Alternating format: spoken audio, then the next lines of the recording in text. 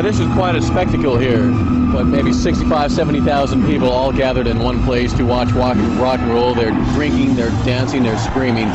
Let's say 500 years from now, an archaeologist is going to find a film of this concert and just look at it from a totally detached point of view. Why are all these people gathering to see Motley Crue and these other bands? Sex. Basically sex. Hey, we're animalistic. We're barbarians of rock and roll. Get down, get nasty. It's true art form, you know? We're like a porno movie. Okay. And what exactly do your relatives think of your work? They love it. They love it. They had to have sex to have us, didn't they? I'm just being a smartass. They love the show. They really do. And everybody, gets a kick out of Motley Crue because we don't take ourselves too seriously. Too many bands really take themselves seriously. Okay, well, when you're on the road in Europe, do you get a chance to go out and walk around and check it out, or is it hotel? This tour is more loose than I ever, we're used to having. When we tour the States, it's 6 nights a week, and we hardly have a chance to visit any of the states we're in. This time we have a week off in London, we have a week off in Sweden, and a week off in Germany. So we're going to definitely be traveling around and enjoying the country. Sounds cool. Interesting. What do you do to mentally prepare to get out on stage? Basically, we don't do a whole lot. In the early days, we used to do more because we felt that was like something you had to have a ritual to get ready on stage. The way we are now is we're always the same. I mean, I'm the same. My attitude's the same right now as when I go on stage. So I don't really do anything. I just put on my clothes, put on the makeup, tune up, warm up, and go on stage. What are you going to do when you get old? Hopefully rock and roll.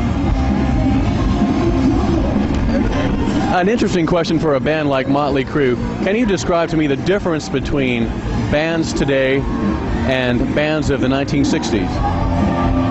I was never a fan of the 60s, really. I thought it had a very boring technique to writing songs. The early 70s I enjoyed because it was more of a pop sound.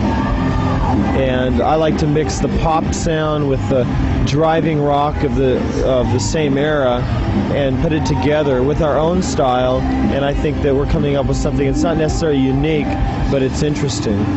Okay. I have with me here the sleeve from your latest album entitled Shout at the Double, right? And there's a song here called Bastard. I'm going to read a bit of it and then ask you exactly what you mean by it. I mean, it's like, out go the lights, in goes my knife, pull out his life, consider that bastard dead, get on your knees, please beg me, please, you're the king of sleaze, don't you try to rape me.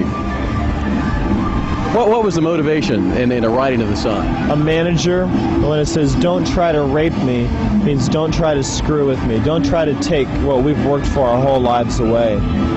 You're the king of the sleaze. You're the sleaziest person I ever met. You're trying to screw over four perfectly innocent human beings who just want to rock and roll and have a good time. Greed in the music business is basically what that song's about. That's a much better perspective. Someone just reading this, I mean, this is pretty heavy stuff. Consider that bastard dead. Won't get screwed again. Make it quick. Blow off his head. It seems like viciousness to someone who's not informed on what the song is. We were very angry. Very angry. In fact, that's one of the reasons that song was dedicated to that person, because we never had a chance to tour Europe before because of him. And now we're here. We're in a much better ground. So it's one man who you're talking about, who the song was. But there's a lot of people that can probably relate to a bastard. Yeah, I can dig it. Okay, let's get to one of the most important questions, probably the most important question of this interview.